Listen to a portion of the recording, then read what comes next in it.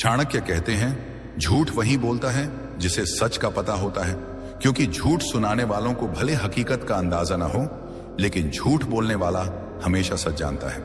इसीलिए झूठ को पकड़ना भी एक कला है।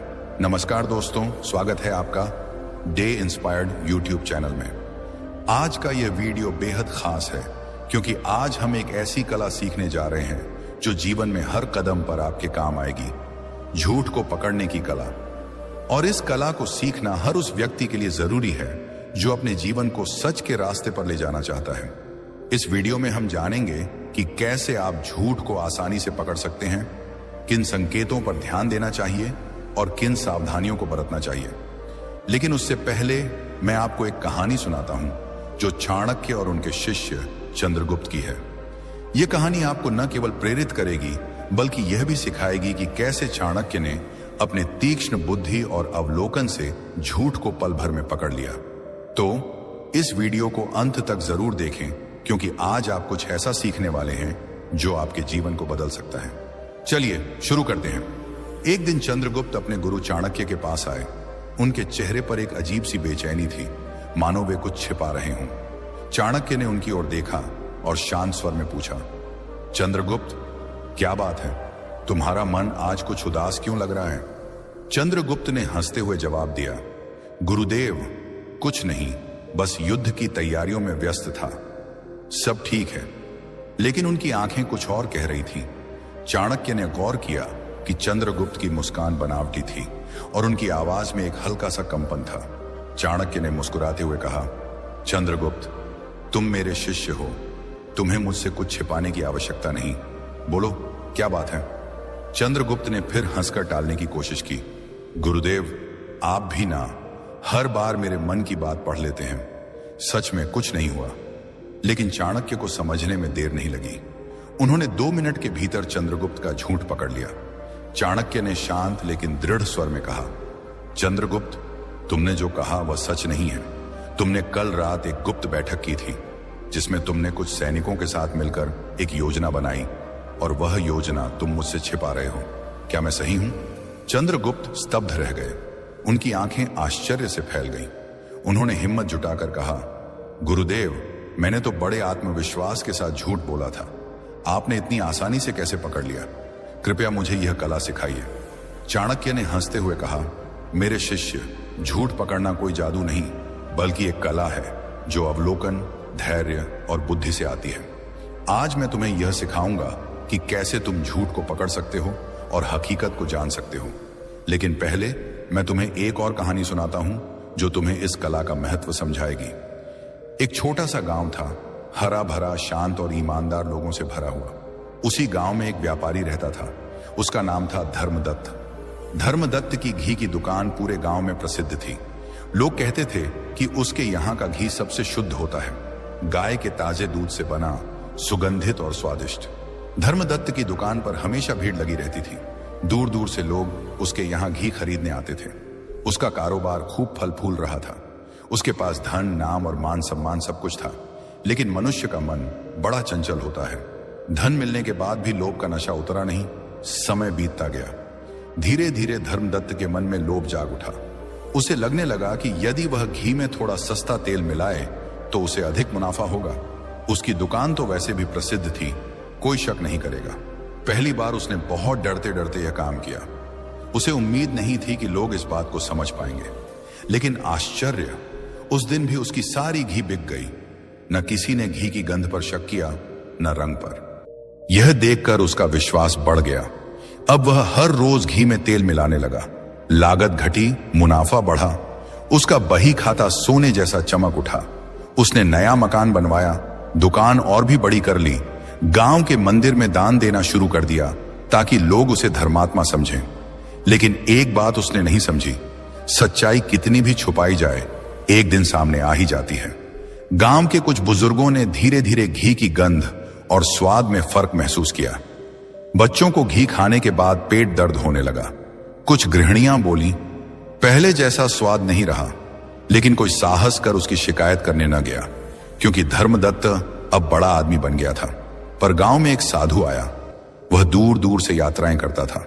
जहां भी जाता वहां के मंदिर में रुकता और लोगों के मन की बातें सुनता।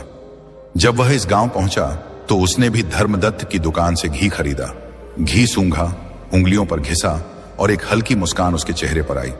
साधु ने गांव के लोगों को बुलाया और पूछा, क्यों भाई, क्या तुम्हें नहीं लगता कि इस घी में कुछ गड़बड़ है? लोग चुप रहे, डर के मारे कुछ कह न सके।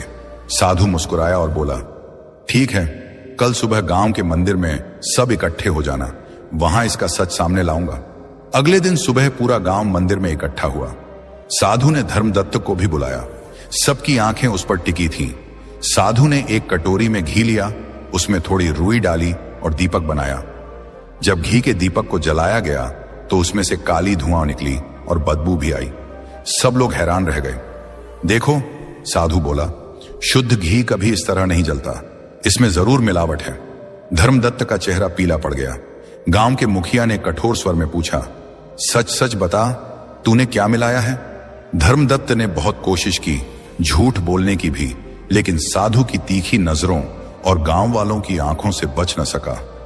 आखिर उसे कबूल करना पड़ा, मैंने घी में सस्ता तेल मिलाया है। गांव में सन्नाटा छा गया। जिन लोगों ने सालों से उस पर भरोसा किया था वे शर्मिंदा महसूस करने लगे। धर्मदत्त रो पड़ा।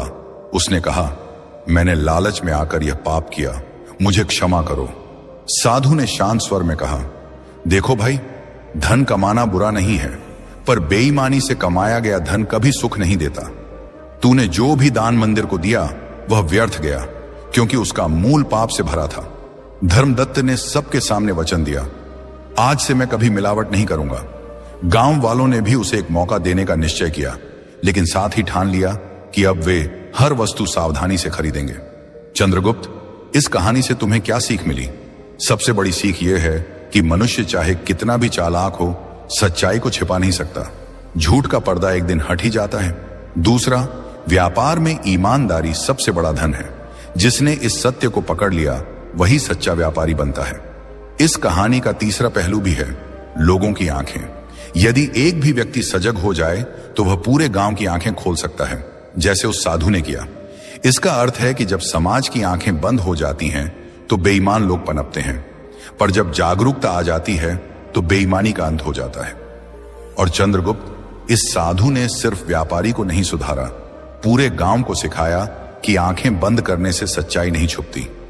यदि गांव वाले शुरू में ही सच को पहचान लेते तो घी मिलावट से बच्चों को कष्ट न होता। इसलिए राज्य चलाते समय या किसी भी पद पर रहते हुए तुम्हें भी सजग रहना होगा। जब कोई दरबारी तुम्हें चापलूसी करे तो उसकी बातों के पीछे छुपे इरादों को देखना। जब कोई सलाह दे तो उसके मन की सच्चाई को पकड़ना। हर शब्द, हर व्यवहार, हर मुस्कान के पीछे का सच समझना। और याद रखना, जो व्यापारी लोभ में पड़ा वह अपनी प्रतिष्ठा खो बैठा। आज भी गांव वाले उसे शक की नजर से देखते हैं। मनुष्य के जीवन में एक बार भरोसा टूट जाए तो दोबारा वह पहले जैसा नहीं बनता। चंद्रगुप्त ने सिर झुकाकर कहा, आचार्य, मैं समझ गया। मैं राज्य में और जीवन में सच्चाई को ही सबसे बड़ा धर्म मानूंगा। चाहे कितना भी लालच सामने क्यों ना हो, मैं कभी अन्याय और धोखा नहीं करूंगा। तब चाणक्य ने कहा, चंद्रगुप्त, मैं अब कुछ ऐसे नियम बताने जा रहा हूं जिनकी मदद से किसी भी व्यक्ति के झूठ को बहुत आसानी से पहचान सकते हैं। लेकिन इस कला में धैर्य, सूझबूझ और निष्पक्षता जरूरी है। तो आइए एक एक नियम को ध्यानपूर्वक समझते हैं। नियम 1, शारीरिक हाव भाव पर ध्यान दें। जब कोई व्यक्ति झूठ बोलता है तो सबसे पहले उसके शरीर की भाषा बदलती है। चाहे उसकी जुबान कुछ भी कह रही हो, लेकिन उसके हाव भाव सच्चाई को उजागर कर देते हैं। इस नियम को समझना बहुत आसान है। उदाहरण के लिए, अगर कोई आपसे बात कर रहा है और बार बार अपनी आंखें इधर उधर घुमा रहा है तो यह शक का संकेत हो सकता है।